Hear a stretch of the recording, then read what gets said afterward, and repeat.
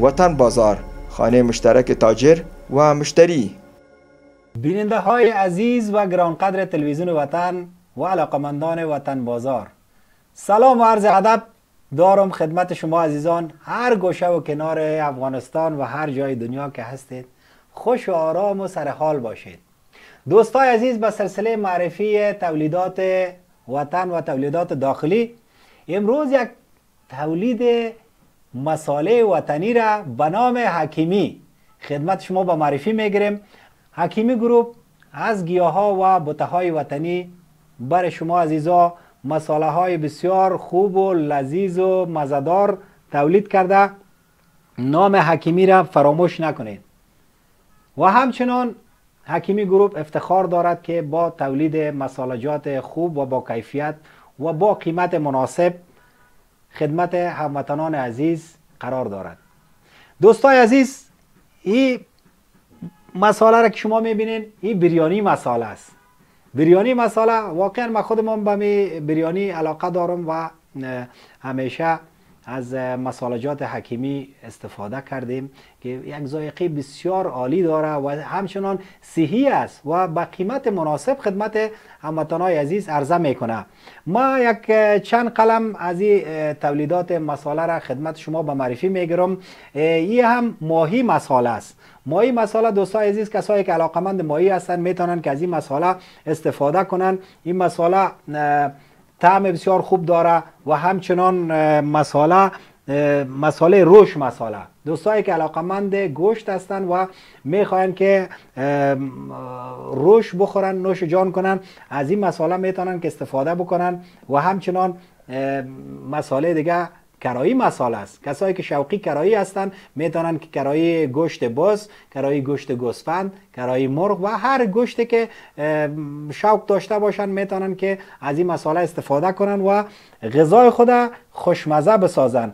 و همچنان یک مساله دیگه که بسیار برای من جالب است و قبلا در افغانستان مورد استفاده نبود که به نام چارت مساله است. انواع و اقسام میوه های مختلف شما میتونین که تهیه کنین و این مساله را بالای از او علاوه کنین و نوش جان کنین که میوه‌جات شما را لذیذ و خوشمزه بسازه. و همچنان کسایی که شوقی قورمه هستن میتونن از مساله قورمه استفاده بکنن. دوستای عزیز، با خرید یک قطعه مساله شما میتونین که هموطنان کارگر خود، فابریکه‌دارای خود، تجار خود، تولید کننده را تقویت بکنین. و همچنان تولید وطن افتخار وطن است. این پیسه به جیب خارجی ها نمیره، به جیب کدام کشور دیگه نمیره. این به جیب کارگر غریب و بیچاره و مسکین که پشت یک لقمه نان حلال سرگردان است و شب و روز در فابریکه کار میکنه و مصروف تولیدات صحی وطن است. پول شما در جیب از اونا میره و همچنان ذائقه دسترخوان شماست. حکیمی گروپ انواع و اقسام مصالحات مختلف تولید داره که تقریبا حدود 24 قلم مصالحات تولید داره که ما خدمت شما به معرفی میگیرم. یک تعدادش مثلا پودر گشنیز است، زردچوبه است، پودر مرچ سرخ است. یعنی مرچ سرخ دوستای عزیز که شما میبینیم، پودر مرچ سرخ این از مرچ خالص تهیه شده، بدون سنگ، بدون ریگ، بدون از اینکه کدام مواد اضافی در این مخلوط باشه، این تولید شده و با کیفیت عالی خدمت شما هموطنان عزیز عرضه میشه. و همچنان کسایی که میخواین که سیخ کباب نوش جان کنن یا شوقی کباب هستن، هر نوع کباب که باشه از این مساله میتونن استفاده بکنن و ذائقه کباب خود خوشمزه بسازن. و همچنان پودر زنجفیل است، مساله کرایی است، تندوری مساله است و اسپغول است که تولیدات وطن با کیفیت بوده. از گیاها و بوته‌های وطنی این ترکیب شده و تولید شده در داخل وطن و خدمت شما عزیزان به قیمت بسیار خوب و مناسب عرضه میشه. دوستای عزیز و گرامی، مصالحات حکیمی به طور پرچون در بازار از 50 الی 80 افغانی عرضه میشه. شما میتونین همین لحظه موبایل های دست داشته تان گرفته و به شماره هایی که در روی صفحه اسکرین تلویزیونتان تماشا میکنین تماس بگیرین و فرمایش بتین.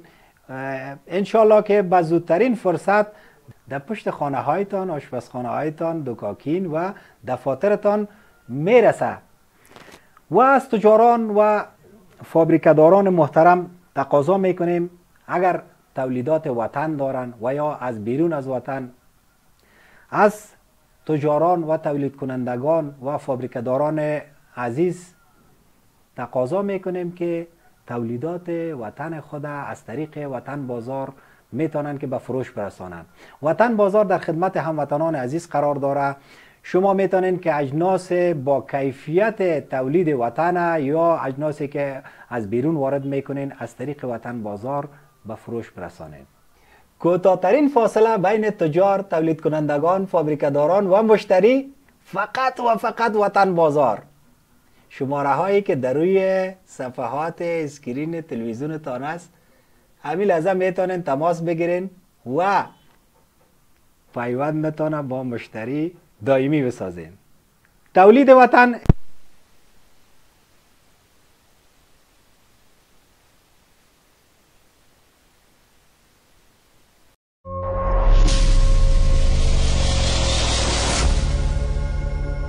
وطن بازار ستاسي د سودا او اخیستنې ګډ منزل